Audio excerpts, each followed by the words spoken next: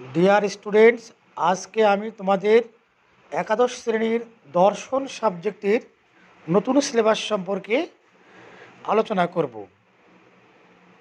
তোমরা জানো যে এবার থেকে সেমিস্টার ওয়াইজ পরীক্ষা হবে। 11-এ অর্থাৎ একাদশ শ্রেণীতে দুটো সেমিস্টার পরীক্ষা হবে, প্রথম সেমিস্টার এবং দ্বিতীয় সেমিস্টার। প্রথম সেমিস্টারে তোমাদের মাল্টিপল চয়েস কোশ্চেন হবে, অর্থাৎ এমসিকিউ। তো আজকে আমি মূলত তোমাদের প্রথম সেমিস্টারের সিলেবাস নিয়ে আলোচনা করব। তো প্রথম সেমিস্টারে তোমাদের দুটো ইউনিট রয়েছে দর্শন সাবজেক্টে।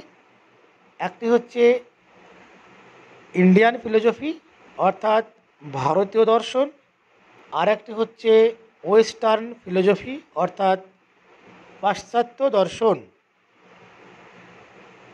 তোমাদের ভারতীয় দর্শন থেকে প্রশ্ন হবে 24খানা এমসিকিউ, অর্থাৎ প্রত্যেকটি প্রশ্নের জন্য 1 নম্বর করে থাকবে।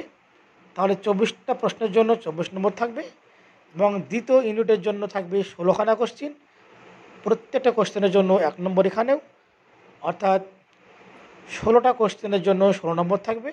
মোট হচ্ছে 24 আর 16 40 নম্বর। তাহলে আমরা বুঝতে পারছি প্রথম সেমিস্টারে পরীক্ষা হবে 40 নম্বরের, এবং সেটা পুরোটাই হবে এমসিকিউ অর্থাৎ মাল্টিপল চয়েস কোশ্চেন। এখন আমি তোমাদের বলবো প্রথম ইউনিটে অর্থাৎ ভারতীয় দর্শনে কোন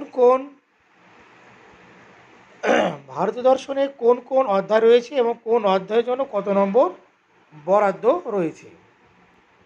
প্রথম অধ্যায় যেটা তোমাদের রয়েছে ভারতীয় দর্শনে, সেটা হচ্ছে দর্শন শব্দের অর্থ। এই চ্যাপ্টারের জন্য রয়েছে 2 নম্বর।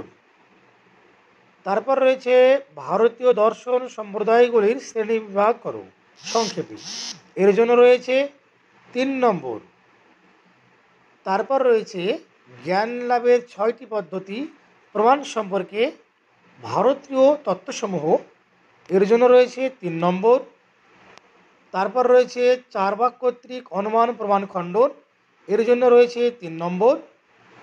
তারপর রয়েছে ন্যায়সম্মত প্রত্যক্ষের লক্ষণ, এর জন্য রয়েছে 3 নম্বর। তারপর রয়েছে নির্বিকল্প ও সর্বিকল্প প্রত্যক্ষের পার্থক্য, এর জন্য রয়েছে 2 নম্বর। তারপর ন্যায় দর্শনের অনুমান সম্পর্কে বক্তব্য, এর জন্য রয়েছে 2 নম্বর। ও এর অধীনে রয়েছে অনুমতির লক্ষণ, পক্ষসাধ্য ও হেতুর ধারণা, ব্যাপ্তির স্বরূপ, এ মিলিয়ে রয়েছে 3 নম্বর। মোট রয়েছে তোমার এই চ্যাপ্টারের জন্য 7 নম্বর। এই গেল ইউনিট 1-এর সিলেবাস। এবার ইউনিট 2-এ অর্থাৎ পাশ্চাত্য দর্শনে কী রয়েছে, এখানে তোমাদের রয়েছে প্রথম অধ্যায় রয়েছে দর্শনের স্বরূপ ও শাখাসমূহ। এই চ্যাপ্টারের জন্য তোমাদের বরাদ্দ নম্বর রয়েছে 6, এবং এরপর রয়েছে জ্ঞানের উৎসসমূহ। এই জ্ঞানের উৎসসমূহে আবার 2টি মতবাদ রয়েছে। একটি হচ্ছে অভিজ্ঞতাবাদ। এই অভিজ্ঞতাবাদের মধ্যে পড়তে হবে লক, বার্কলে ও হিউমের আলোচনা, যার জন্য রয়েছে 5 নম্বর। আর পড়তে হবে বুদ্ধিবাদ। এ বুদ্ধিবাদের মধ্যে ডেকার্ট, স্পিনোজা ও লাইবনিজের আলোচনা রয়েছে, এর জন্য রয়েছে 5, অর্থাৎ 16 নম্বর। তাহলে ইউনিট 1-এ পেলাম 24 নম্বর, ইউনিট 2-এ পেলাম 16 নম্বর, মোট হলো 40 নম্বর। এ হচ্ছে তোমাদের সেমিস্টার 1-এর সিলেবাস।